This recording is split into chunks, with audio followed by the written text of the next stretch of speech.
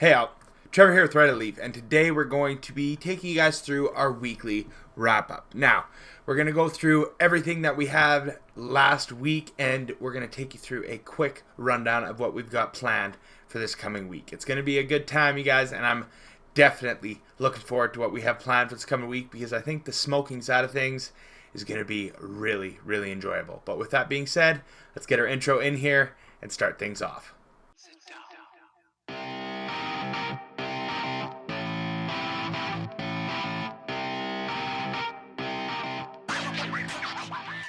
Welcome back, you guys, and like I said in the intro, today we're going to be diving into our weekly wrap-up. So I'm going to take you guys through a quick rundown of what we got to smoke last week, and then a quick hype-up of what we have planned for next week. And I must say that next week's looks like it's going to be an enjoyable session of smoking reviews and some additional content. Well, honestly, you guys, it's going to be primarily reviews. So, with that being said, let's not wait any longer. Let's get right to the meat and potatoes of this video. So, on Monday, talked about meat and potatoes, we had the meat breath from the folks over at Gnome Star. This last week was the week where I brought in my BC-based genetics that I was able to find and smoke from the trip out west with the missus. So we were able to get the meat star from Gnome Breath and the meat breath from Gnome Star, and make a initial experience off of the first option of that genetic on the market, because Gnome Star did beat Natural History by, I think it was 2 months worth of time having the meat breath on the market, and then Natural History came out with theirs. And honestly, I'm a huge fan of the Natural History strain. Me and Kelton ended up smoking that on Wednesday with you guys, and really an overall enjoyable smoke. And if you want to compare that, just wait a little bit and I'll let you guys know when we get to that part of the wrap-up this week. But meat breath from Gnome Star is definitely heartier. It's got a good overall high to it when it is smoked, and it ended up being the only one that earned the beautiful herbage this week, I believe. Let's just go back and make sure I'm right on that score. Yeah, 49 out of 60. It is the only strain to earn the beautiful herbage. The other two were just a point shy. Now, on Tuesday, we came back with a live stream combining some Predator Hunting Grounds and Call of Duty Cold War, you guys. Me and Kelton had a good time with that live stream, and it's been a while since we've been able to hop on and play with you guys, and I'm looking to get that up and running a little bit more consecutively so we can continue with a consistent live stream with you guys, whether it be in person or we're hopping on and playing games with you guys. Either way, I think it would be a lot of fun, and I'm looking forward to keeping those running. Now, on Wednesday, we had a second live stream this week for you, and that's going to be our September Garage Sesh, the Stash Sesh edition, where we go through everything that we've smoked, including the strains that are being reviewed following up that live stream. So you guys got a little bit of a sneak peek on there if you came in early enough in the video to check out the gelato sorbet and the gelati based reviews, because they were a little bit of a preview as to what was coming later in the week. And honestly, every time me and Kelton sit down and have one of these garage sessions, it's a blast. We went for just about 2 hours this time. They're starting to get nice and long, and honestly, with the amount of different genetics we're smoking, that's a key reason why they take the amount of times that they do, because it was 14 different genetics we ended up diving into this time. So it's a ridiculous amount of fun, and I'm definitely looking forward to keeping them rocking, you guys. We won't have one this week, but the week after we'll be back with another garage session. I'm looking forward to that. Now on Thursday, we had our Wedding Cake 510 cart review that I forgot to upload when we were out in BC, so it's 2 weeks late, but still, we're going to upload it and have it ready for you guys to enjoy. I absolutely am enjoying smoking my way through this 510 cart. The Wedding Cake from Weed Me is a very, very well done cartridge. It's definitely on that sweeter, more lemon, almost vanilla style flavor.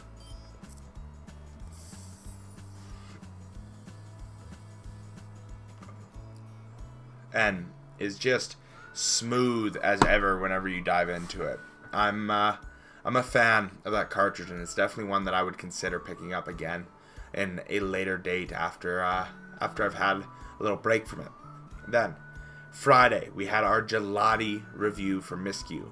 Now, that's going to be a gelato crossed with an OG Kush. I enjoyed that strain, but it didn't have as fresh of a taste through any of the methods of consumption as I would have liked. I definitely found that the January package date played a factor in the overall outcome of this genetic, and the kind of lack of intensity of that sweeter, almost more gelato-based flavor to a peppered OG Kush kind of a taste definitely was disappointing on my side of things, and I think that a fresher package date would definitely do better overall with the scores.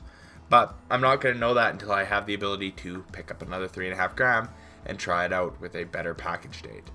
Saturday, though, we had the gelato sorbet, which did end up having a little bit of a better package date, better overall packaging because it is a tin can, and the end result was a decent overall smoke.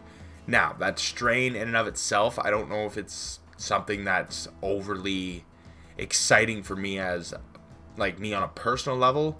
The high was really nice, and it's definitely the reason why I would go back and smoke that strain, but the flavor wasn't, like, the terpene profile just wasn't quite what I was looking for.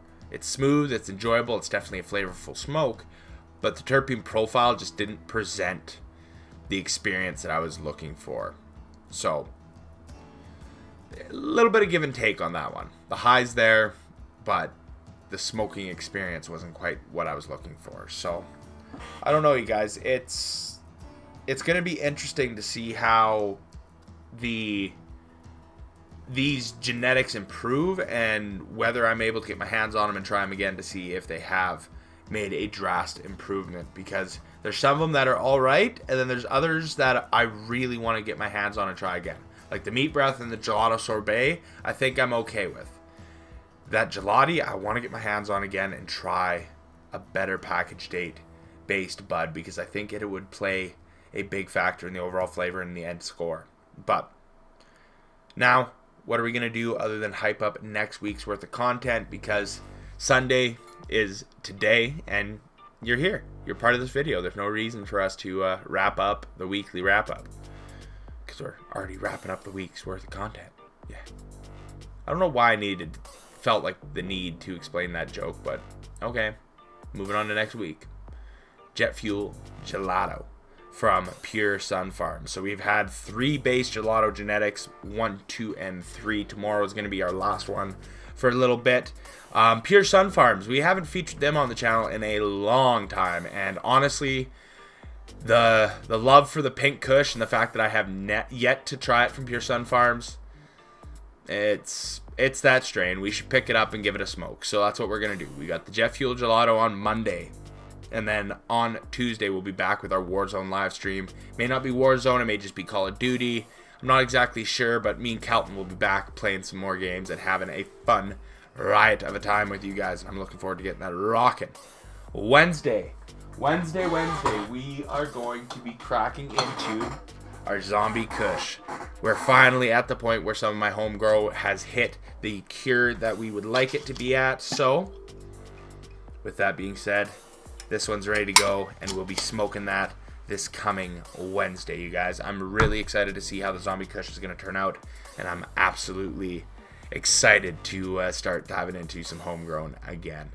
Now, on Thursday, we have some Cherry Bomb Flower Rosin from the folks over at Johnny Chronic. That's going to be a good, hearty tasting rosin, and I'm expecting a good, sharp flavor from it as well. I had a buddy pick it up from work. I haven't heard what he thinks of it, but I'm sure tonight will be the night that I do.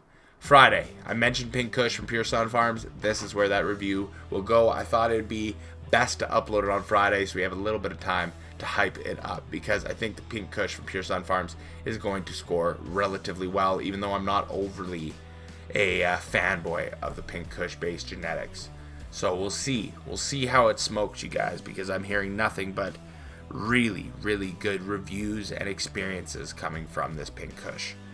Now, Saturday, a Protocol Grow episode number 3 will be coming out, you guys, which will be the kind of just quick update and rundown of our Bubba Kush 2.5's harvest. It'll be a shorter video, you guys, and it might end up incorporating something else going on. I'm not sure. I've got to figure out exactly how we're gonna do next Saturday's video, but with that being said, we're still gonna get things figured out and working right for us. I'm excited to see how this protocol grow is gonna do, and I'm really looking forward to getting those Remo nutrients up and rocking. But with that being said, let's go ahead and wrap this one up. I will see you guys tomorrow with that Jet Fuel Gelato from Pure Sunfarms. I really can't wait to get into that. I have a feeling that it's going to be a great tasting genetic overall and really have a nice high to go along with it, because like I said, Pure Sunfarms has been doing a wicked job overall, and anything I've picked up from them I've really enjoyed. Their D-Bubba was a big favorite of mine for quite a while, so let's see if the Pink Kush can come in and impress me as much as that D-Bubba did. But with that being said, you guys, our end card's going to slide in here. All you're going to have to do is hover over that logo, click that subscribe button and the bell notification so that you get notified anytime one of these videos go live.